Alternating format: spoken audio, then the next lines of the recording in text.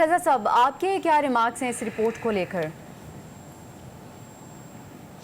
دیکھیے، جب کانگریس نے قرارداد پاکستان کے انتخابات کے حوالے سے پاس کی تو ہم نے اس وقت بھی کہا تھا کہ جو لابی فرمز ہائر کی ہیں یہ ان کا سرکاری نتیجہ ہے۔ آپ دیکھیے، پاکستان کی سفارتی سطح پر ناکامی کی یہ صورتحال ہے کہ آپ کو پتہ تھا کہ سوشل میڈیا پر اور سفارتی سطح پر جو پاکستان تحریک انصاف کے رابطے ہیں وہ کتنے تیز ہیں۔ نہ تو سوشل میڈیا پر انہیں کاؤنٹر کیا جا رہا ہے اور نہ ہی سفارتی سطح پر ان کو کاؤنٹر کیا جا رہا ہے، جس کا یہ نتیجہ بھی آپ کے سامنے ہے۔ اقوام متحدہ کے ورکنگ گروپ کی طرف سے جو رپورٹ منظر عام پر آئی ہے، آپ دیکھیے اس میں بالکل ایک چارج شیٹ ہے۔ پاکستان تحریک انصاف کا وہ بیانیہ ہے جو یہاں پر سوشل میڈیا پر وہ اپلوڈ کرتے ہیں، جو ان کے رہنما یہاں پر گفتگو کرتے ہیں، سیم یہ ساری رپورٹ اسی پر مبنی ہے کہ دیکھیے یہ پاکستان کی آزادی اور خود مختاری کے خلاف ہے۔ پاکستان کو سوچنا ہوگا۔ ہم نے پہلے بھی کہا تھا کہ آپ ہمارے اندرونی معاملات میں مداخلت کرتے ہیں، یہ پولیٹیکلی ہمیں کمزور کرنے کی کوشش کی جا رہی ہے، اور یہ کوششیں اب سے نہیں بہت پہلے سے کی جا رہی ہیں۔ ہمیں اسے سمجھنا ہوگا اور اس طرح اس کو سمجھ کر اس کا جواب بھی دینا ہوگا۔ دیکھیے،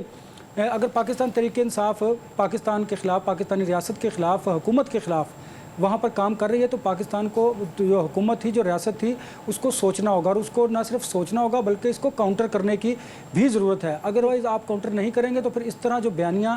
ترتیب دیا جا رہا ہے وہ پاکستان کے خلاف ہے، ریاست کے خلاف ہے، موجودہ حکومت کے خلاف ہے، لیکن حکومت اس پر شاید سنجیدگی سے غور نہیں کر رہی ہے۔ اگر کر بھی رہی ہے تو ان کا سوشل میڈیا اتنا ایکٹیو نہیں ہے کہ وہ جو حقائق ہیں ان کو بھی بیان کر سکیں۔ ہم رپورٹ کی بات کرتے ہیں، اس رپورٹ میں نہ صرف پاکستان تحریک انصاف بلکہ یہ ہمارے دشمن ملک انڈیا کی بھی خواہش تھی کہ پاکستان کے اندر جو حالات ہیں وہ انارکی کی طرف جائیں اور شاید